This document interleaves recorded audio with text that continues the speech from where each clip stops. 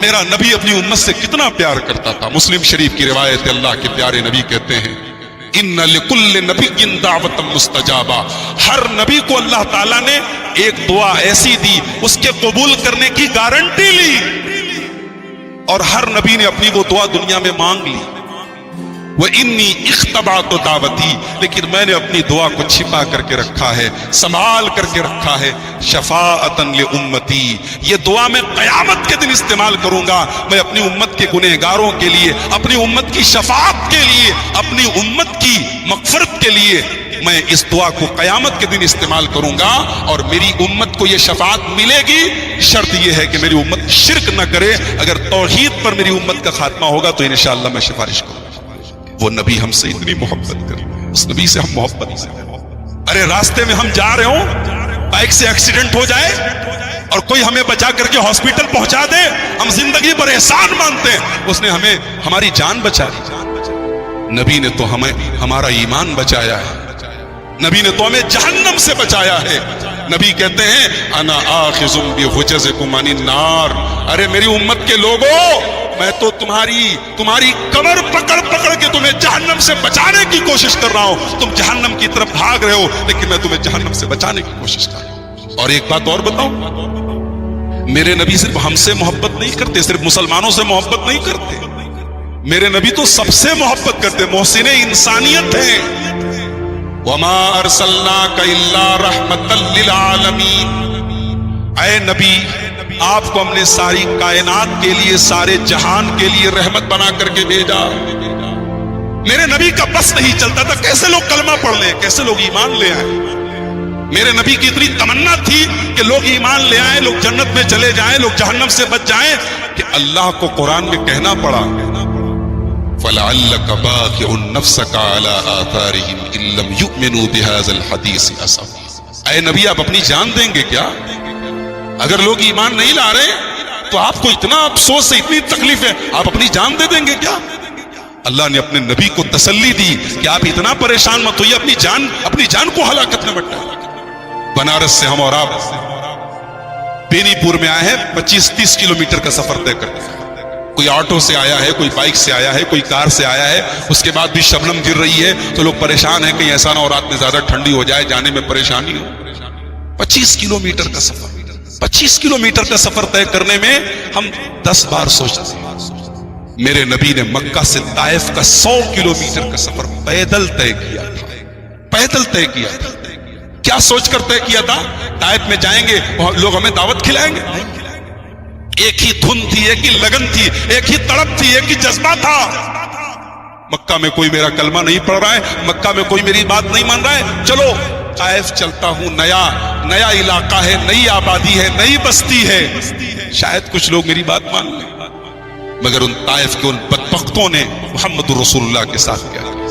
تاریخ کی کتابیں, سیرت کی کتابیں پڑھو تو آنکھوں سے آنسو جاری ہو جائے. کائنات کا امام, محسن انسانیت, رحمت للعالمین, طائف کے چودھریوں کے اور طائف کے سرداروں کے گھر میں جب اسلام کی تبلیغ کرتے ہیں تو طائف کے چودھری کہتے ہیں محمد صلی اللہ علیہ وسلم, اللہ کو کوئی اور نہیں ملا تھا نبی بنانے کے لیے, تم کو بھیج دیا. ارے اللہ کو نبی بنانا تھا, کسی بڑے آدمی کو بنانا, تم کو کیوں بنا دیا غریب آدمی کو؟ نبی کا مذاق اڑایا گیا, نبی کی انسلٹ کی گئی. ایک ہفتہ میرے نبی طائف میں رہے اور ایک آدمی بھی میرے نبی پر کلمہ, میرے نبی کا کلمہ پڑھنے کے لیے تیار نہیں. اور ایک ہفتہ کے بعد جب میرے نبی مایوس ہو کر کے طائف سے جانے لگے تو جاتے جاتے بھی ان بدبختوں نے میرے نبی پر پتھر برسائے, اور میرے نبی پر دونوں طرف سے پتھروں کی بارش ہو رہی ہے. میرے نبی کے بدن سے خون رس رہا ہے اور میرے نبی کے جوتے خون سے بھر گئے, اور میرے نبی طائف سے کسی طریقے سے اپنی جان بچا کر کے نکلے. اور طائف سے تھوڑی دور پہنچتے ہیں, ایک آدمی کے باغ میں پہنچتے ہیں, ایک پیڑ کے نیچے بیٹھتے ہیں تو اللہ کی بارگاہ میں ایک دعا کرتے ہیں. ہائے ہائے, یہ دعا جب پڑھو تو ایسا لگتا ہے نبی نے اپنے دل کا, اپنا کلیجہ نکال کے رکھ دیا, اپنے دل کا درد نکال کر رکھ دیا. اللہم اشکو الیک ضعف قوتی وقلت حیلتی وحوانی علی الناس.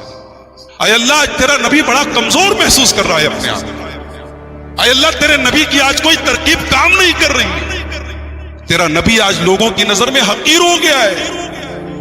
یا ارحم الراحمین انت رب المستضعفین انت ربی الی من تکلنی الی بعید یتجہمنی ام الی عدو ملکتہ امری. اے اللہ تو یہ مجھے کن لوگوں کے حوالے کر رہا ہے؟ یہ میرا مقام نہیں جانتے, یہ تجھے نہیں سمجھتے. اے اللہ یہ میرے دشمن بنے, میرے اوپر پتھر برسا رہے. وَإِن لَّمْ يَكُن بِكَ عَلَيَّ غَضَبٌ فَلَا أُبَالِي. اور اے اللہ اگر تو مجھ سے ناراض نہیں ہے تو مجھے کوئی پرواہ نہیں. اعوذ بنور وجهك الذي اشرقت له الظلمات وصلح عليه امر الدنيا والآخرة.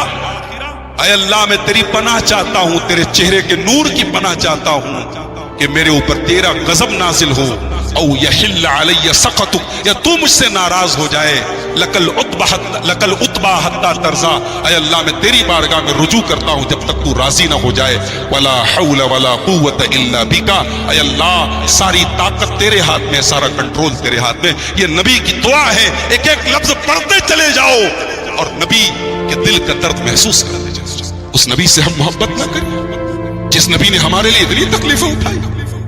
بخاری کی روایت ہے, عبداللہ بن مسعود رضی اللہ تعالیٰ عنہ کہتے ہیں اللہ کے نبی نماز پڑھ رہے ہیں, مشرکین مکہ لائن سے کھڑے ہیں. ایک بدبخت کھڑا ہوتا ہے اور کہتا ہے کہ ارے ہے کوئی, فلاں کے گھر میں آج اونٹنی کی قربانی ہوئی ہے, اور اونٹنی کی جو بچہ دانی ہوتی ہے جس میں سے گندگی نکلتی ہے, کیا ہے کوئی جو محمد کے اوپر لا کے رکھ دے سجدے کی حالت میں؟ ایک بدبخت اٹھتا ہے اور اونٹنی کی بچہ دانی لا کر کے محمد الرسول اللہ صلی اللہ علیہ وسلم کے کندھوں پر لا کر رکھ دیتا ہے. اللہ کے نبی سجدے کی حالت, اس گندگی کی وجہ سے, اس بوجھ کی وجہ سے اللہ کے نبی سجدے سے سر نہیں اٹھا پا رہے. نبی کی لاڈلی اور نبی کی سب سے چھوٹی بیٹی فاطمۃ الزہرا رضی اللہ تعالیٰ عنہ, ان کو کسی نے بتایا کہ تیرے باپ کا یہ حال ہو رہا ہے.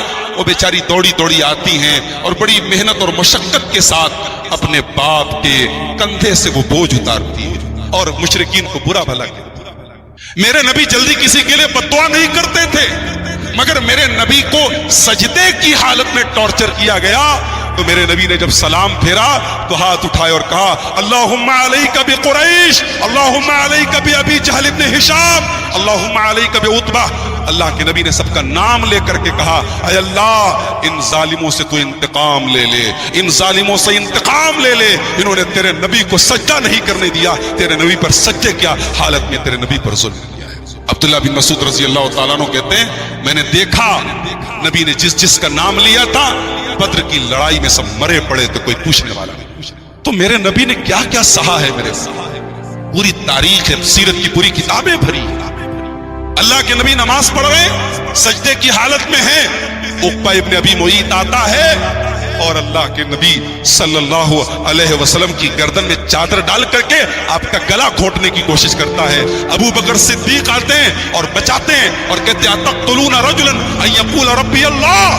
ارے میرے نبی کا جرم کیا ہے, میرے نبی کا قصور کیا ہے, تم میرے نبی کو اتنی تکلیف کیوں دے رہے ہو؟ یہ تو توحید کی دعوت دے رہے ہیں, اللہ کو اپنا رب کہہ رہے ہیں, اور کیا جرم ہے؟ اس نبی سے ہم محبت کیوں نہ کریں جو نبی ہم سے اتنی محبت کرتے ہیں, جو نبی ہمارے لیے اتنی تکلیفیں اٹھاتے ہیں, اس نبی سے ہم پیار کیوں نہ کریں؟ صحیح ابن حبان کی روایت ہے, اما عائشہ کہتی ہیں ایک دن اللہ کے نبی بڑے اچھے موڈ میں تھے. لما رأیت النبی صلی اللہ علیہ وسلم طیب نفس, میں نے دیکھا کہ اللہ کے نبی آج بڑے اچھے موڈ میں ہیں. میں نے کہا اللہ کے نبی ادعو اللہ لی, اے اللہ کے نبی میرے لیے اللہ سے دعا کر دیجیے. بہت غور سے سنیے گا, یہ حدیث شاید آپ نے نہ سنی ہو. اما عائشہ نے کہا کہ اللہ کے نبی میرے لیے دعا کر دیجیے. نبی نے دعا کر دی, اللہم اغفر لعائشہ ما تقدم من ذنبها وما تأخر وما اسرت وما اعلنت. اے اللہ عائشہ کی تمام خطاؤں کو معاف کر دے. عائشہ سے جو خطائیں پہلے ہوئیں, عائشہ سے جو خطائیں بعد میں ہوئیں, جو انجانے میں ہوئیں, جو چپکے سے ہوئیں, جو علانیہ ہوئیں, سب معاف کر دے.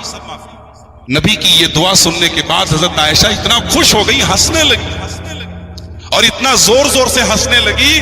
حدیث کے الفاظ ہیں کہ اپنا سر جھکا لیا انہوں نے, یعنی ہنسی روک نہیں رہی تھی, ہنسی کنٹرول میں نہیں آ رہی تھی. تو اللہ کے نبی نے پوچھا ایسرک دعائی، اے عائشہ میری دعا سے تمہیں خوشی ملی؟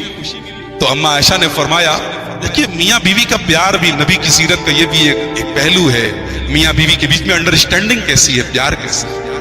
اما عائشہ نے فرمایا وما لیا لا اسر بدعائی، اے اللہ کے نبی آپ دعا کریں اور مجھے خوشی نہ ہو، ایسا کیسے ہو سکتا ہے؟ آپ میرے لیے اتنی بہترین دعا کر رہے ہیں، مجھے تو خوشی ہوگی نا۔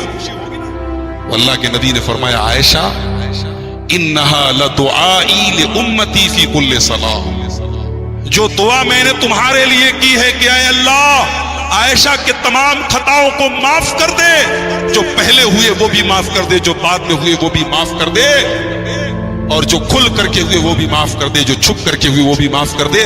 اے عائشہ یہ دعا صرف تمہارے لیے نہیں کرتا، یہ میں اپنی امت کے تمام لوگوں کے لیے کرتا ہوں، ہر فرض نماز کے بعد۔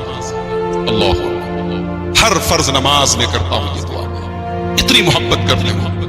بقرعید کا تہوار آیا، نبی نے 2 میڑھے منگوائے، 2 دمبے منگوائے، موٹے تازے دمبے آئے، نبی نے دمبوں کی قربانی کی۔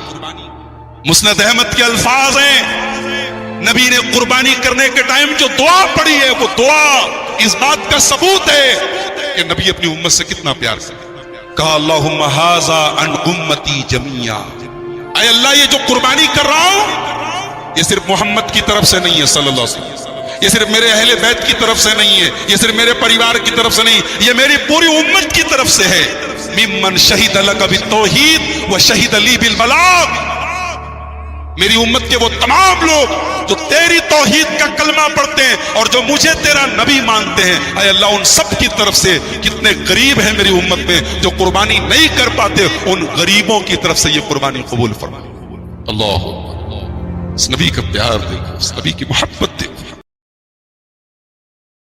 ایک انسان دنیا میں سب کا پیارا ہے، اس کے بچے اس سے بہت پیار کرتے ہیں، اس کی بیوی اس کو بہت چاہتی ہے، اس کے محلے والے، اس کے گاؤں والے اس کی بڑی قدر کرتے ہیں، مگر جس دن اس انسان کی موت آتی ہے، جس دن وہ مرتا ہے، اس سے اتنی محبت ہونے کے باوجود اس کی لاش کو کوئی گھر میں رکھتا ہے۔ آئیے پہلے دیکھتے ہیں رسول پاک کا گھر کیسا ہے۔